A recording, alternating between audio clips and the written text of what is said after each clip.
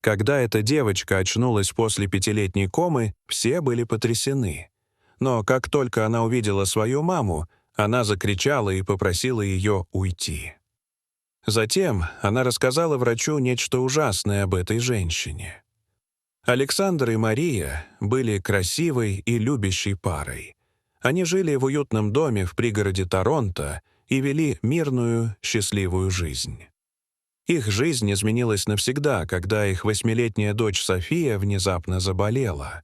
У нее начались сильные головные боли, бессонные ночи и хроническая усталость. Через несколько дней состояние Софии резко ухудшилось, и родители срочно отвезли ее в больницу. Несколько дней спустя врачи поставили страшный диагноз — энцефалит, воспаление тканей мозга, вызванное инфекцией. Несмотря на все лечение и заботу со стороны врачей, состояние Софии не улучшалось. Вскоре она полностью утратила подвижность. Проходили дни, недели. Ее состояние только ухудшалось, и, в конце концов, она впала в кому. Александр и Мария были опустошены. Все, что они могли делать, это сидеть рядом с кроватью дочери и молиться. Мария никак не могла понять, почему это случилось именно с ее ребенком. София была такой живой и радостной. И вдруг вот так. Мария начала терять вес, перестала заниматься любимыми делами, замкнулась в себе. Александр, напротив, старался держаться. Он встречался с десятками специалистов, надеясь найти хоть какую-то надежду на выздоровление дочери. Но все было безрезультатно. Прошли месяцы. София оставалась в вегетативном состоянии. Ей было всего 8 лет, но она переживала то, что не под силу каждому взрослому. В один из дней врач собрал родителей в кабинете и с болью в голосе сообщил, что девочка, вероятно, останется в коме до конца жизни. Он посоветовал забрать Софию домой и надеяться на чудо. Беспомощность — вот что чувствовали Александр и Мария. У них не было другого выбора, и они забрали дочь домой. Прошло 5 лет. Софии исполнилось 13. 5 лет ее жизни прошли в безмолвии и неподвижности.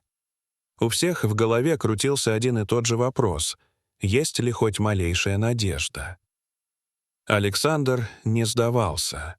Он каждое утро садился рядом с дочерью, пел ей детские песни, гладил ее по волосам и шептал сквозь слезы: «Доченька, если ты меня слышишь, борись. Ты нужна маме и папе. Мы так сильно тебя любим». Мария же становилась все более отчужденной. Она потеряла работу из-за нестабильного состояния. Утром она плакала, ночью не могла уснуть. Она стала агрессивной, особенно по отношению к мужу. Ее слова ранили Александра.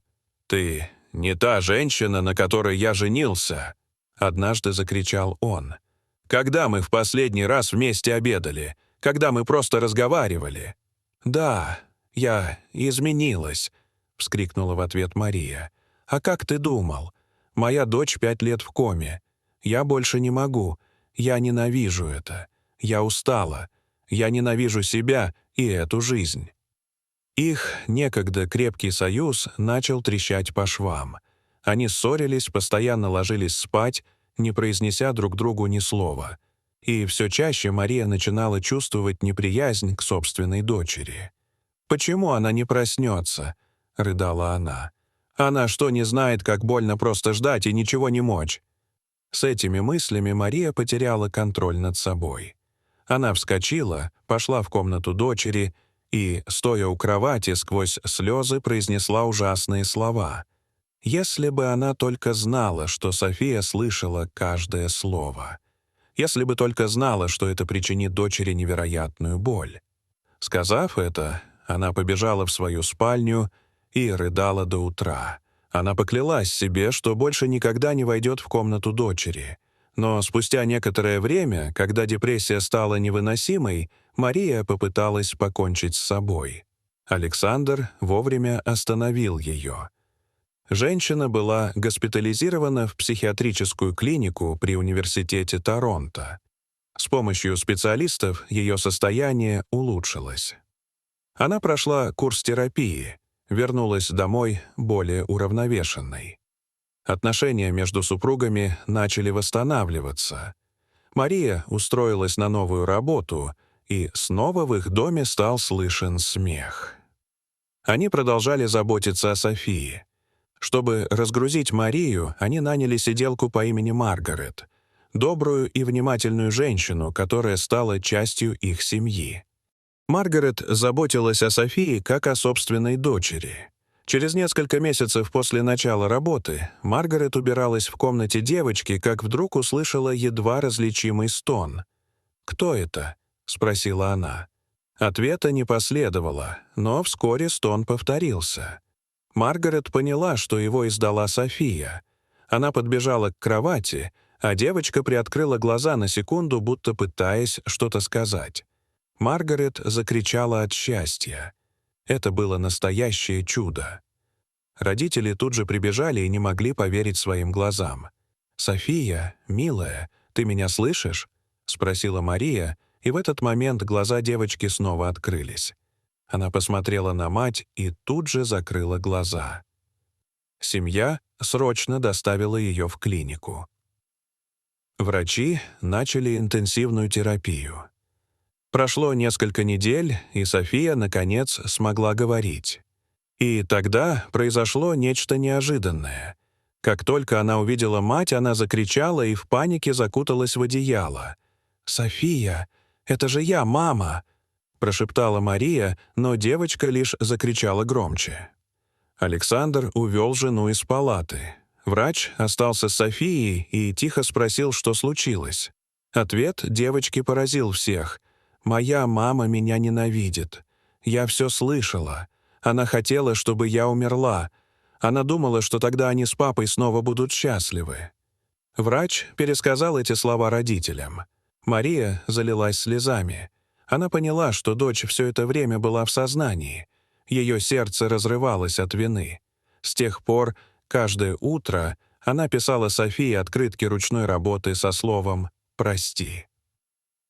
Прошла неделя. Наконец, Мария набралась смелости и пришла лично извиниться. Вместе с Александром они зашли в палату. Он взял дочь за руку и сказал: «София, маме тогда было очень тяжело. Она говорила ужасные вещи, но она не желала тебе зла. Она сожалеет об этом всем сердцем». София посмотрела на маму и дрожащим голосом прошептала: «Мамочка, я прощаю тебя». Она заплакала, а затем обняла мать.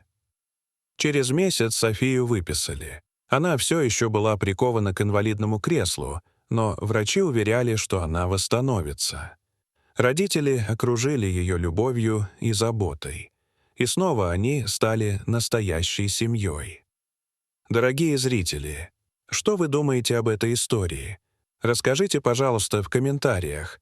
А если вам понравилось это видео, то ставьте лайк и подписывайтесь на наш канал. До свидания.